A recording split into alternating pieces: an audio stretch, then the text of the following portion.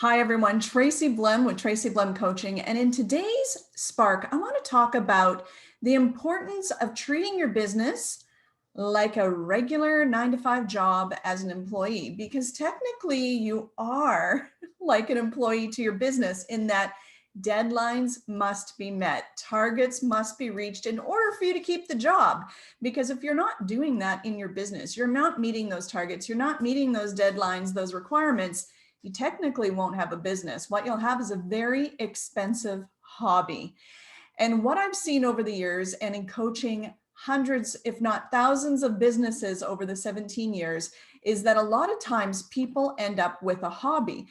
Even if they have a high revenue. I remember, as an example, one gentleman who had a $25 million a year business and was taking home zero salary because he could not meet his deadlines of putting in systems that actually were lucrative, were profitable. He was constantly recreating with every single project, every single client, something new. So it was difficult to train staff to be efficient. It was difficult to hire new people, to joint venture partner with people, to have a consistent quality. Quality control was a huge issue at his company, so it ate up a lot of the profits. So when you take a look at that, right, when I think back to some of my very first jobs, like if I didn't sleep the night before, I was still at work on time. If I was feeling sick, granted, COVID, we stay home, but in the past, if I wasn't feeling good or a little nauseous or whatever, I still went to work and did the work. If I had a fight with my partner, I still went to work and did the work.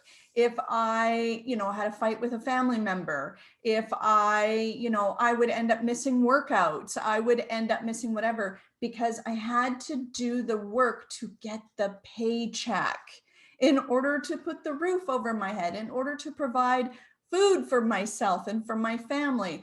Later, when I, was in architecture and design and I had babies, I would walk the floor all night with a crying sick child and still be at work for 7 a.m., work all day, go home and deal with it. Now, you might be thinking, I became an entrepreneur, so I didn't have to do that. Yes, but what happens is sometimes that pendulum swings to the completely opposite side. And I hear excuse after excuse after excuse from people as to why they're not getting their business deadlines done, especially when we're coaching and building programs.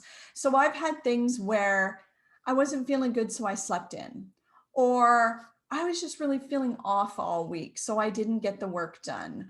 Or, I just decided I need to take some time for me. So I took the whole week and I watched Netflix. Now, if you are consistently doing that, it's not really time for you. It's self-sabotage and procrastination. Now, granted, if you have to put a pet down or a family member dies, or you get a major illness and you're hospitalized, of course, that is a legitimate reason for not getting the work done. But when we are creating something new in our business, when we are taking a quantum leap, when we are expanding, it is going to be very uncomfortable.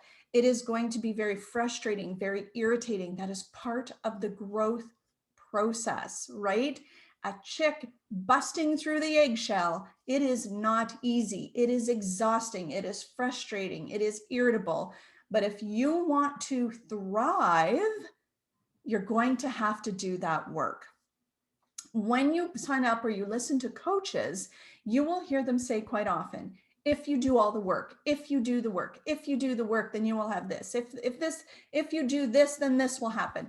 And they will push it and push it and push it. And that's because the majority of people don't do the work. So I know for myself, when I sign up for business coaches, right? Because I believe everybody at every level needs a business coach. I will always say to them, what percentage actually complete this properly? And they'll give me a percentage and I'm like, okay, that's what I'm aiming for, is that percentage.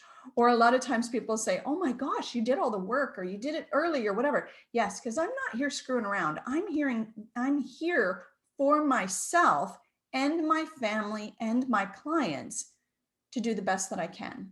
So let's do some clearings around that. So everywhere you've fallen into procrastination mode as an entrepreneur? Will you destory, delete, untangle, unwind, dissipate, and release? Everywhere you're not willing to give your business the same priority and focus during your working hours as you would as if you're an employee who really, really, really needed the job and couldn't afford to get fired, will you destory, delete, untangle, unwind, dissipate, and release? And everywhere you are using a lot of excuses and making them bigger than they actually are, or fighting fights that don't need to be fought as a way to not move your business forward, will you destory, delete, untangle, unwind, dissipate, and release?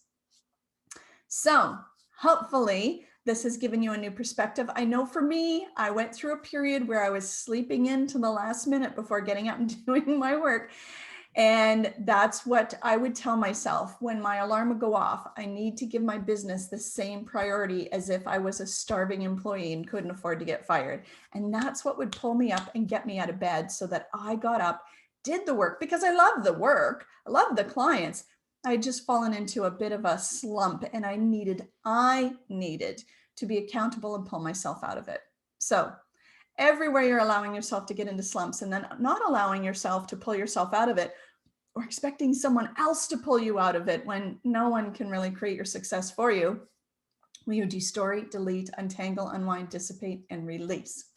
So I hope you enjoyed this video. Would love to hear your comments. Be sure to subscribe to get more of these, more clearings, more insights, more ahas. Would love to see you as part of the community. And I will talk to you soon. Cheers.